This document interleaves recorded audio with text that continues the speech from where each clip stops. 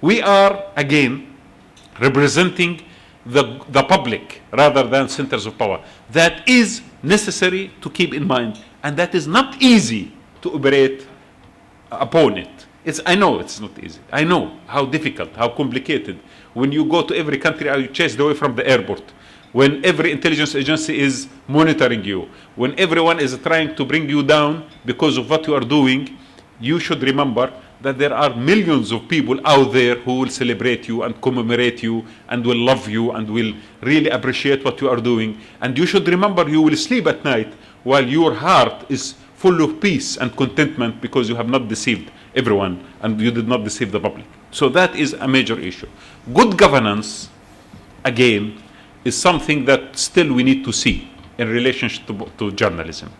Good governance is something that has to start as a real demand and faith within our hearts in journalism, in journalistic circles, in order to convince authorities, if we could, I'm not sure if we could, but let us try, wherever we are, to convince them that for your sake as a politician, for your sake as a ruling party, or for your sake as a government, please inform the public and be transparent.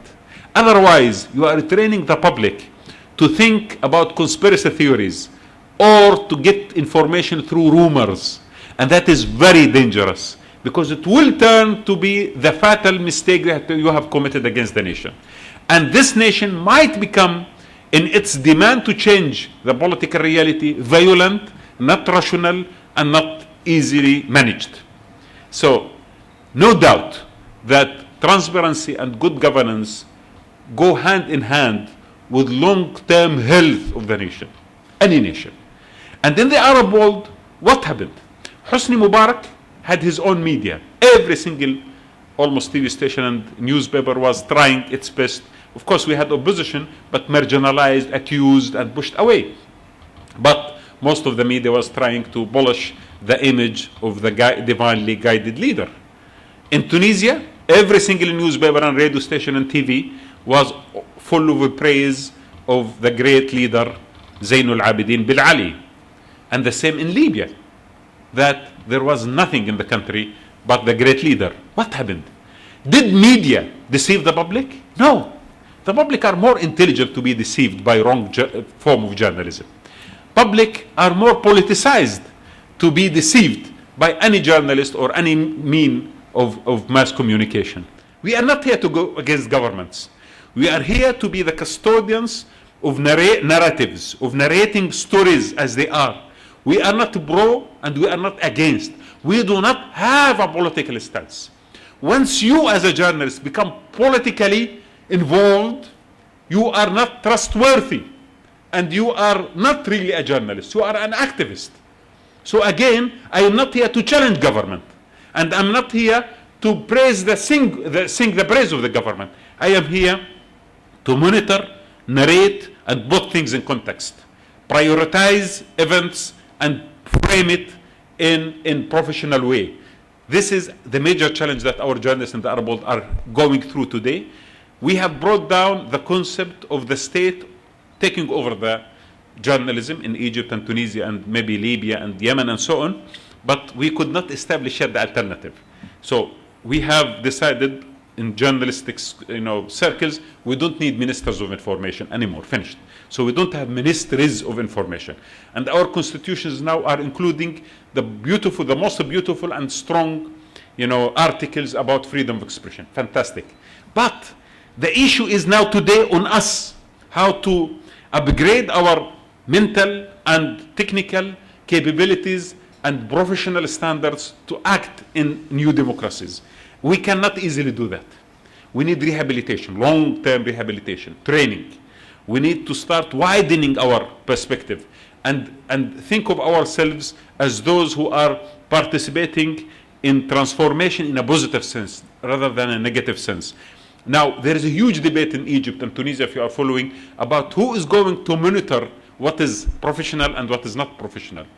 Boards that are going to be designated by national assemblies, or constitutional framework that will allow journalist freedom within legal boundaries or within professional guidance. My opinion about this debate is professionals within the institution should sit together and define the guidelines for the profession.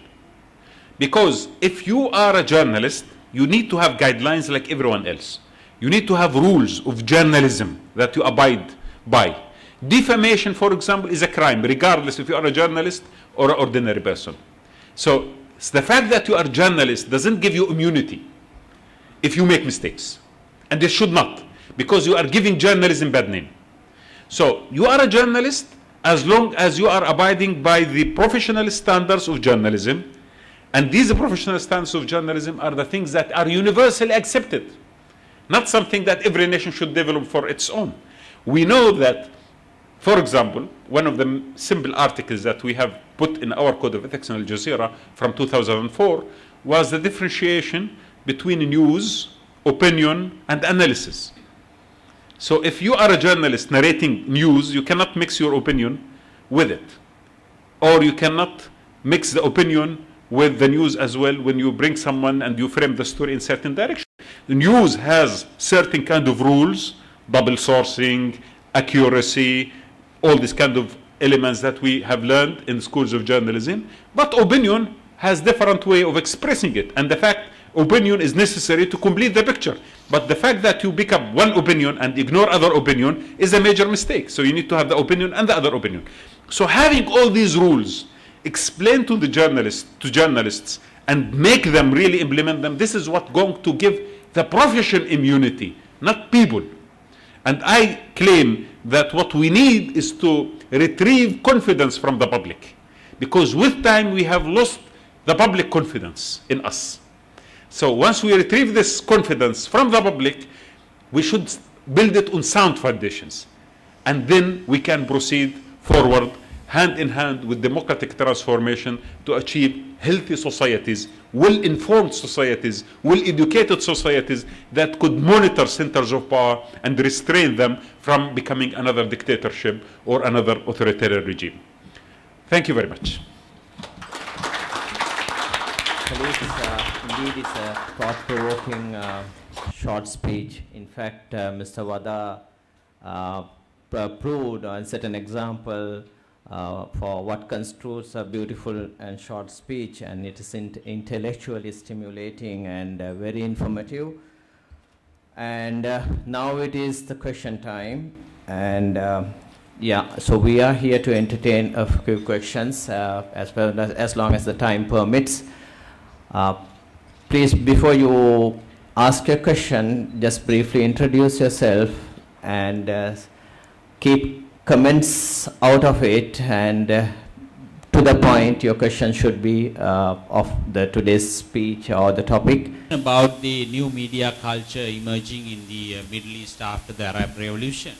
Now, in another aspect of the Arab Revolution, we can see highly Western involvement. You know, today there is a news in BBC that how a Syrian general explained French intelligence agency to flee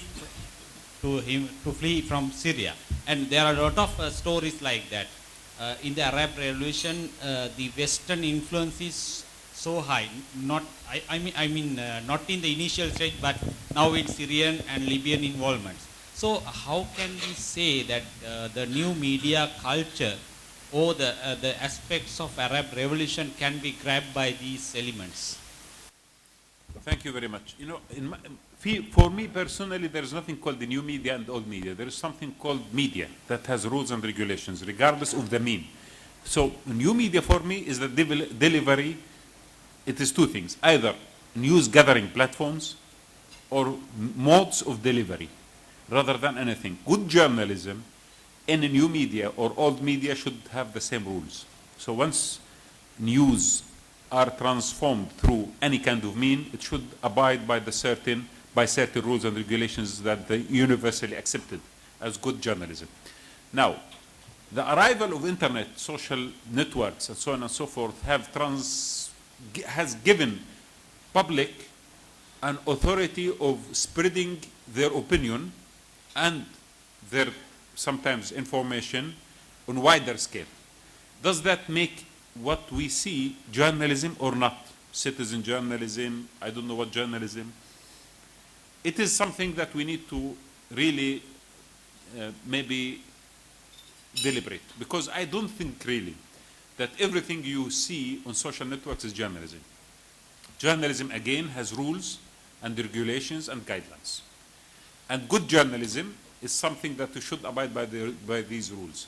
Otherwise, it becomes gossips. We can see a lot of gossips. We can see a lot of rumors. We can see a lot of opinions. But that doesn't make this journalism. We have great opportunity to use with social networks. No doubt about it. And we did use that. The way that we did cover the revolution in Tunisia and Egypt was almost entirely dependent on new media. Almost. Because we were banned from covering Tunisia, as you may know. We did not have presence of any official correspondent. And the only way of getting to know what was happening in Tunisia was through YouTube and Facebook. And with time, we developed our own techniques of communicating with certain bloggers who we classify them as smart bloggers. And we thought that these smart bloggers are actually have much better sense of journalism than other people. So we pick them up and we use their talents to cover reality on the ground, and later on most of them became journalists actually. Now part of the initiative that I'm involved in the Shark Forum is to train bloggers and to train social network activists to become professional journalists by providing them with proper training. So in my opinion, we are now in front of a new mean of communication with the public. And the public is capable of giving us their opinion, and we need to pick up that. On Twitter, for example, I personally and many other journalists in the Arab world are using Twitter widely. And with time, you will start to identify who is really using his participation on Twitter or Facebook in a format that is worthy of noticing and following, or you are really following someone who is merely reducing his participation into rumors or particular opinion. In both cases, the public has good sense of judgment. And this is what we need to depend on in the next phase. Journalism is changing, but not in essence, in form and shape. And the essence of journalism, we should maintain it. We should never dilute the strict guidelines and ethics of journalism. Otherwise, we will not do good to the public, and we will not do good to new media or to the old media. Sir Sunesh from TNL Radio Network, a very straightforward question. There's a popular notion in journalism that no story is worth your life. Do you agree, disagree? If so, why? Okay. The question might be a little bit, can I tell you something? The cause of journalism is worth everyone's life. The cause, not the story. It means that when you decide to cover a war, there is no assurance, whatever that assurance is, that you are going to be safe and sound. So the fact that you went to cover a war or to a hotspot, it means that you have made a decision that it is worth of covering regardless of the danger. Otherwise, you sit at home or sit in a newsroom behind your desk and enjoy the safety and security of your house. I don't think that a particular story